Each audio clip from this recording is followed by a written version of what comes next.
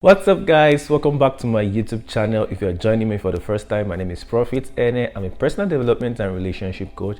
I help you build intentional relationship that leads to a godly and successful marriage. And in today's video, we are continuing our series on communication, and we'll be looking at simple ways to improve communication in your relationship. They are very simple. You just need to do them. Very simple, and you will see communication in your relationship becomes so easy and very good. So if you are interested, definitely keep watching.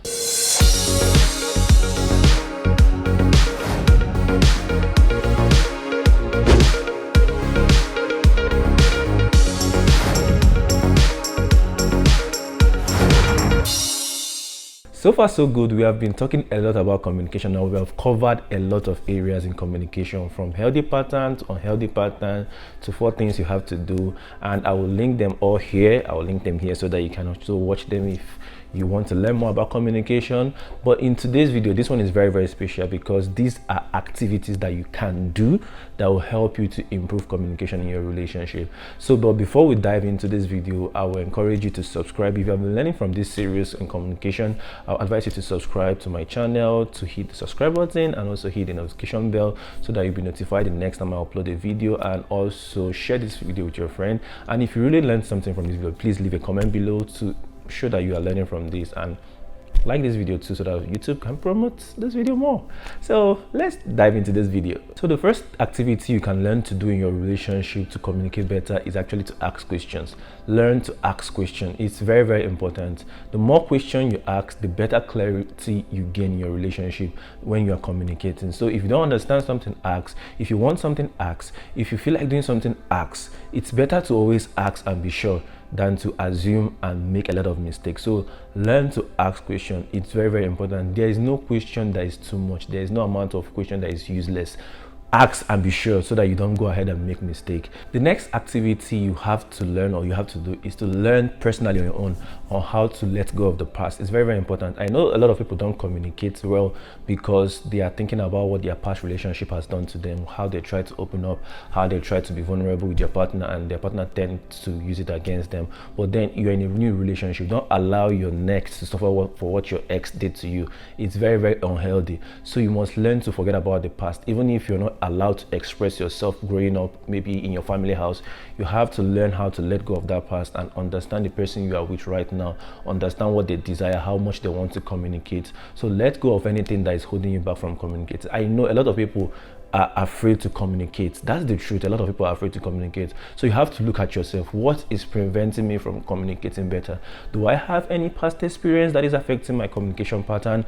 You have to let them go. You have to let those things go and focus on the relationship you have right now with the person you have right now, and see how to improve communication. Like we already established, communication is vital for any relationship that works. So if you want your relationship to work, you have to let go and focus on what you have right now. That's the second thing you must do. The next thing you have to do is what I call the 24 hours rule. How does this work? So basically, in your relationship, you have to learn to tackle every issue within 24 hours. That's what it means. You have to agree together as a couple that whenever your partner offends you, you have to tell them whatever they did to you within 24 hours. After 24 hours, if you don't tell them what it is, you have to let that thing go forever, because this will avoid all this silent treatment that people get in relationship and all this assumption that tends to lead to a lot of failure in relationship. So adopt the 24 hours rules. So if your partner offends you in the morning, you have 24 hours to tell them what they did. And yes, I know discussing it and probably making amends probably might take time. There are some issues that you can resolve within 24 hours. There are issues that might linger on for a couple of days and you have to keep talking about it till you resolve it. But then one thing you need to do is to ensure that you tell your partner whatever they did to you within 24 hours. If it's not worth telling them within 24 hours and you allow it to exceed 24 hours, then it's not worth telling them at all. You better take that thing, drop it by the side, and never bring it up again.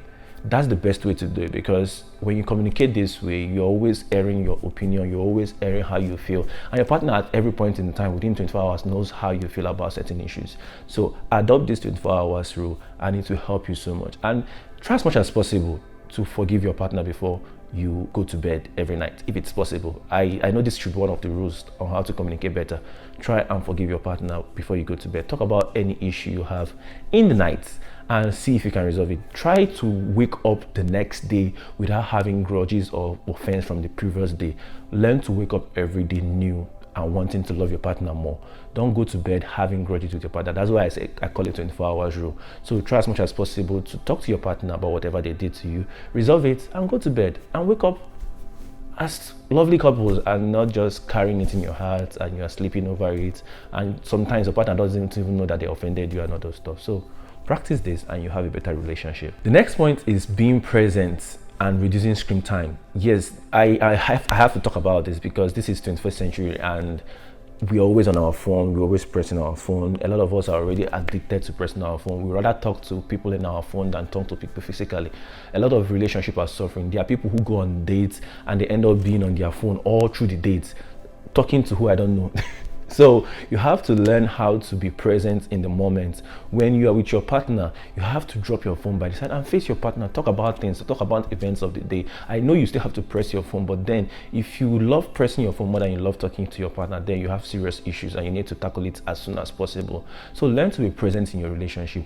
Learn to relate to your partner. Learn to talk about them. Get used to your partner. Get used to talking to your partner. Because a lot of the time in your relationship, what you end up doing is talking, having conversation.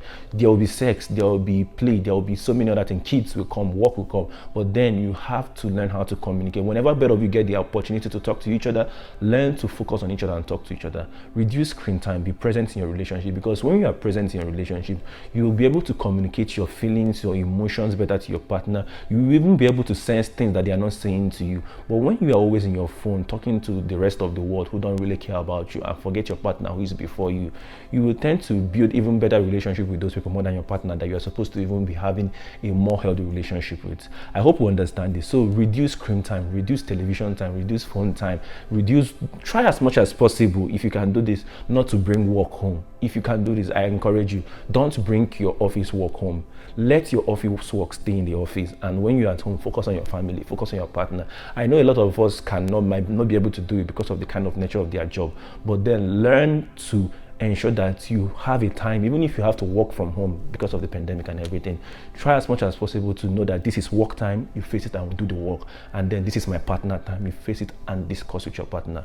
I hope you're learning from this. So remember to subscribe, remember to like, and remember to share with your friends. So the next point is to check in on your partner, and I usually put it this way: learn to have a relationship review day.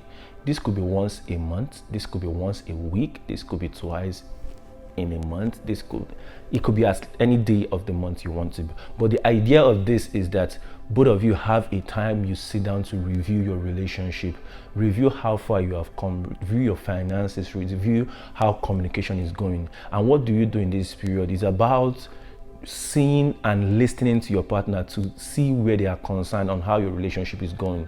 A lot of people just assume that all is well, even though they are happy, they hug in the morning, kiss, appreciate each other, but they never have time to review how far they have grown. As a couple, you are supposed to be growing together. You're supposed to be supporting each other. You're supposed to be considering how your partner feels. You are supposed to be very sensitive to these things. And most times, because of the activities of life, a lot of things you have to do in life, work is calling you, kids are calling you, and you have to attend to all these things. Even as a woman, and probably maybe a stay-home mom and all those kind of stuff, you have a lot of things you have to tackle in the day, and at the end of the day, you don't even have time for your partner. And your partner will be trying to be understanding. Okay, she has a lot to do, or he has a lot to do, let me try and understand. But you don't know that those things you are doing and not creating time for your partner is actually affecting your relationship so much. So you have to learn to have a review day. Let's say, for instance, once a week, a Thursday or a Friday by 8 p.m. both of you agree that at this time of the day, at this time of the night, we are going to be talking about our relationship. We are going to be reviewing how far we have come, how far we have grown. Is there anything I'm doing that you don't like? Is there anything that I need to improve on? I remember there was this friendship I had with a friend back then in school. I always ask, is there anything that I can do to improve this our friendship, to make it better? This is something you can also do. Ask your partner, is there something I can do to improve our relationship? Am I lagging behind in some area? Are there areas that needs working on? And your partner will be able to express themselves. At this particular point, it helps you so much to know what you are missing out on or what you need to take care of before it goes out of hand. I hope you understand this. So this is a very vital point. Include it in your relationship right now. Include it in your marriage if you have not. Have a review day. Have a day you look into things and ensure that both of you are just focused on your relationship and how to grow better. The next one, like we all know, is about speaking your partner's love language. I have this concept of love language. You have already seen it over and over and over again. Most of us know about it, the 5 love languages. But then I want you to know that love language is not restricted to 5. There are many more. There are many more.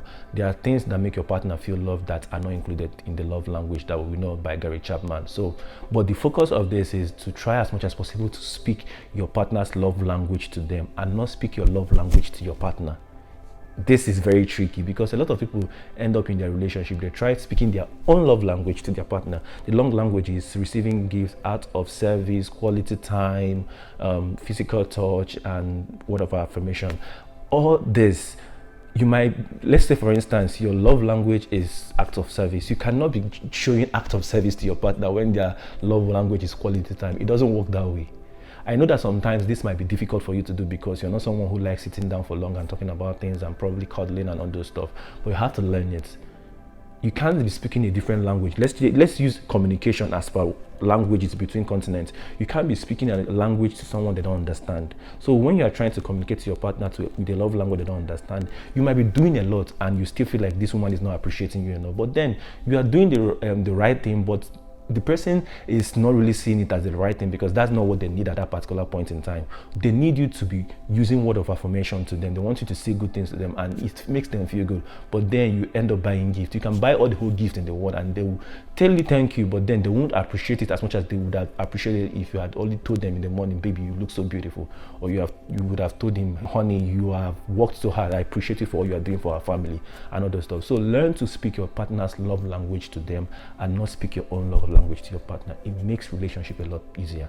The next one is making efforts to communicate. I had to add this because I know that a lot of people complain about communication issue, but then some people, it's not really their fault that they don't know how to communicate. Like I said earlier, if you have a past, you have to deal with the past. And this time around, it's about making efforts. Even if you're not so used to having this one-on-one conversation with someone, talking about serious things, talking about details and details and details, you have to make intentional efforts.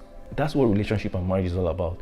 Making intentional effort, adjusting, making sacrifices. So if you're not used to talking for long hours, you have to find a way to adjust, to learn it, to make intentional effort to show your partner that you actually care about what they feel or how they want things to be done. So it's very, very important to help your relationship grow that you start making effort. Sometimes it's not that we are not doing stuff in our relationship, it's that we are not making efforts to do it. So sometimes your partner might be complaining, hey, you don't do this, you don't do that, you don't do this, you don't do this. Sometimes they don't want you to be very perfect at it. They just want to see the efforts that you are trying to do something, that you are trying to change. That's the focus. They just want to see that you are at least trying. No problem, try and fail, no problem, but at least try.